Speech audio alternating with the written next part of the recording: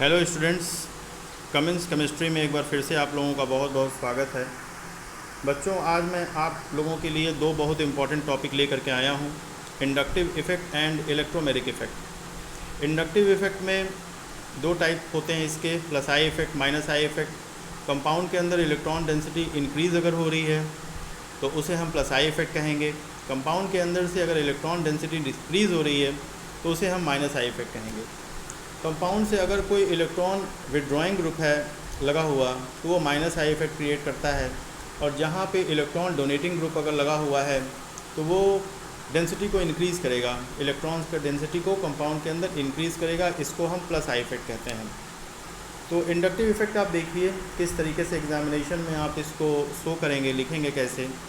The permanent displacement of the sigma electrons, मतलब जहाँ पे सिंगल बॉन्ड होता है वहाँ पे इंडक्टिव इफ़ेक्ट होता है। Sigma electrons along a saturated chain whenever electron withdrawing or electron donating group is present is called inductive effect। तो इंडक्टिव इफेक्ट क्या होता है, जहाँ पे सिग्मा बॉन्ड होगा वहाँ पे ये शो होगा, और ये दो तरीके का होता है बच्चों, plus I effect and minus I effect. तो आप ये देखिए, inductive effect could be plus I effect or minus I effect when an atom or a group attracts electron towards itself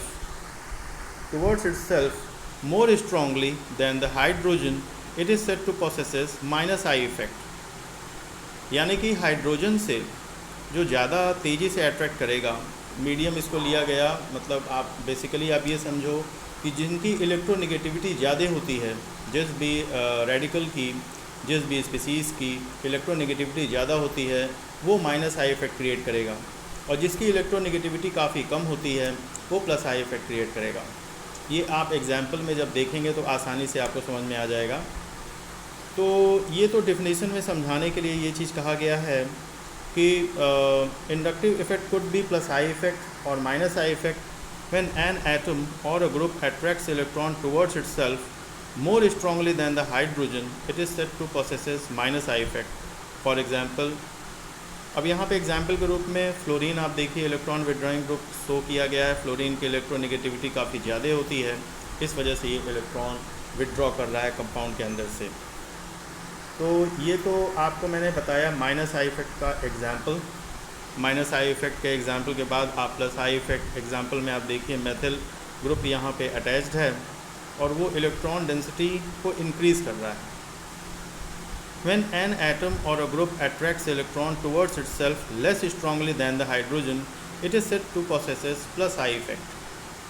तो ये प्लस आई इफेक्ट का example हो गया। अब बच्चों बात करते हैं इलेक्ट्रोमेरिक इफेक्ट की। आप इंडक्टिव इफेक्ट समझने में आप लोगों को कोई दिक्कत नहीं हुई होगी, कि कोई बहुत ही डिफ़िकल्ट टॉपिक नहीं है।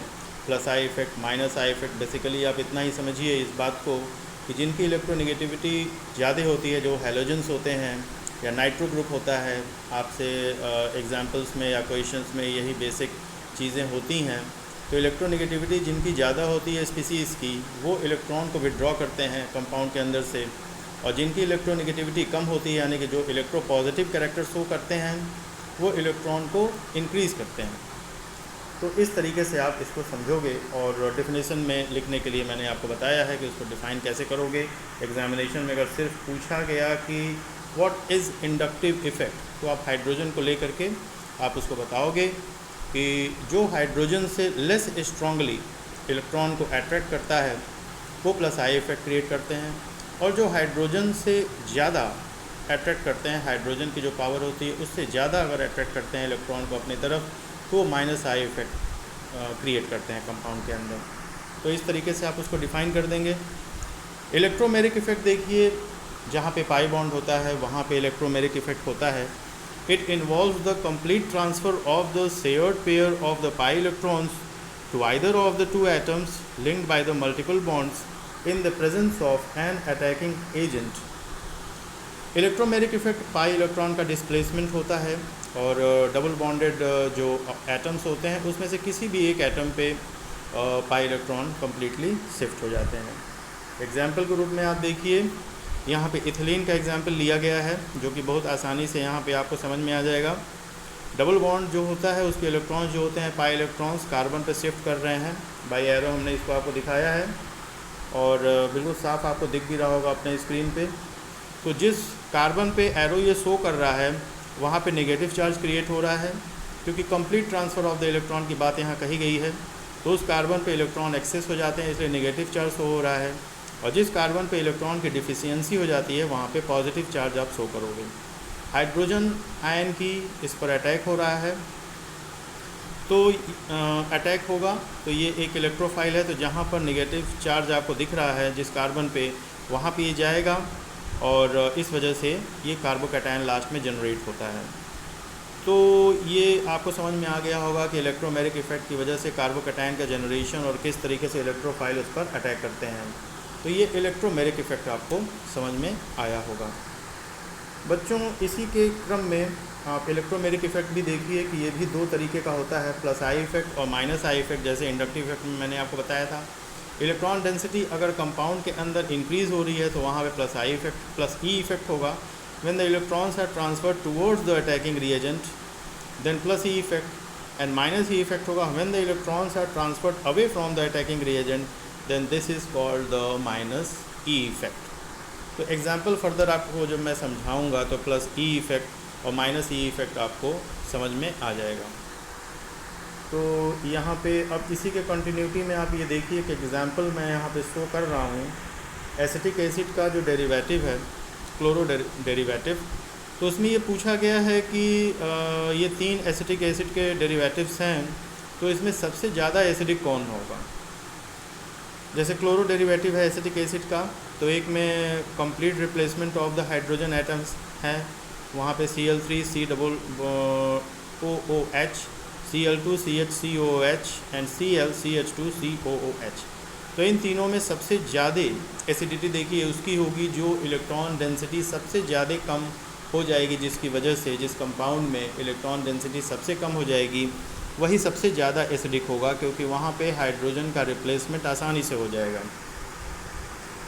तो यहाँ पे आप ये देखिए कि Cl3, क्योंकि यहाँ पे 3 क्लोरीन एटम्स अटैच्ड हैं, इस वजह से यहाँ पे इंडक्टिव इफेक्ट हाईएस्ट होगा और माइनस आई इफेक्ट क्रिएट करेगा क्लोरीन, क्योंकि इलेक्ट्रोनेगेटिव कैरेक्टर शो करता है।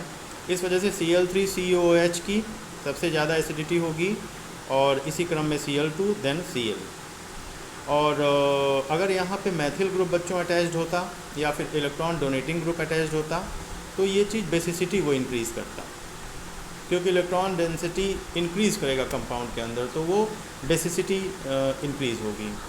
तो इस तरीके से इंडक्टिव इफ़ेक्ट को लेकर के आप कंपाउंड के अंदर समझा सकते हो कि एसिडिक स्ट्रेंथ किस कंपाउंड की ज़्यादा होगी। ठीक है बच्चों, मैं आज आपको इंडक्टिव इफ़ेक्ट और इलेक्ट्रोमेरिक इफ़ेक्ट के बारे में बताने की कोशिश किया। उम्मीद करता हूँ कि आपको समझ में भी आया होगा, और अगर नहीं कुछ समझ में आया है, कोई डाउट है, तो आप मुझसे अगर कमेंट सेक्शन में पूछेंगे तो मैं 101% उस चीज़ को आपको क्लियर करूँगा। तब तक के लिए आप लोग अपना पूरा ध्यान दीजिए, क्योंकि इस समय बीमारी कोरोना काफ़ी ज़्यादा फैली हुई है। अगर स्वस्थ रहेंगे तभी पढ़ाई होगी, इस वजह से अपने स्वास्थ्य का आप लोग पूरा ध्यान दीजिए।